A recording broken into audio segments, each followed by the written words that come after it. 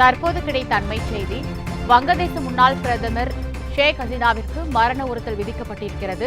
மனித உரிமைக்கு எதிராக ஹசீனா குற்றமளித்ததாக தீர்ப்பு வழங்கப்பட்டுள்ளது. கடந்த ஆண்டு வங்கதேசத்தில் நடைபெற்ற வன்முறை தொடர்பான வழக்கில் தீர்ப்பு வழங்கப்பட்டிருக்கிறது.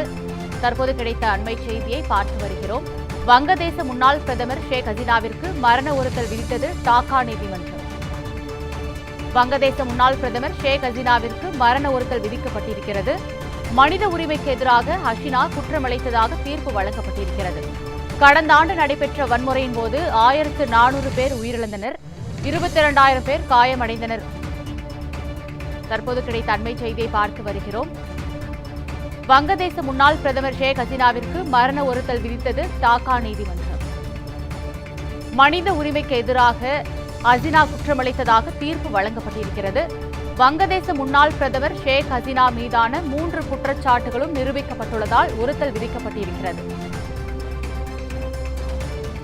தற்போது கிடைத்த அண்மைச் செய்தியை பார்த்து வருகிறோம். தனது அரசிற்கு எதிராக போராட்டத்தில் ஈடுபட்டவர்களை கொலை செய்ய உத்தரவிட்டதாக வழக்கில் பரபரப்பு தீர்ப்பு வழங்கப்பட்டிருக்கிறது. மனித உரிமைக்கு எதிராக ஹசீனா குற்றமளித்ததாக தீர்ப்பு வழங்கப்பட்டிருக்கிறது. வங்கதேச முன்னாள் பிரதமர் ஷேக் ஹசீனாவிற்கு மரண உறுத்தல் வழங்கப்பட்டிருக்கிறது. தற்போது கிடைத்த அண்மைச் செய்தியை பார்த்து வருகிறோம்.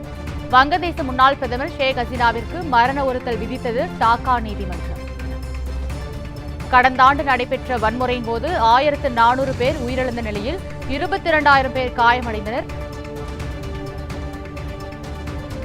தற்போது கிடைத்த அண்மைச் செய்தியை பார்த்து வருகிறோம். வங்கதேச முன்னாள் பிரதமர் ஷேக் ஹசீனாவிற்கு மரண உறுத்தல் விதித்தது டாக்கா நீதிமன்றம். வங்கதேச முன்னாள் பிரதமர் ஷேக் ஹசீனா மீதான 3 குற்றச்சாட்டுகளும் நிரூபிக்கப்பட்டுள்ளதால் உறுத்தல் விதிக்கப்பட்டிருக்கிறது நீதிமன்றம் தரப்பில். தற்போது கிடைத்த அண்மைச் செய்தியை பார்த்து வருகிறோம். மனித உரிமைக்கு எதிராக ஹசீனா குற்றமளித்ததாக தீர்ப்பு வழங்கப்பட்டிருக்கிறது.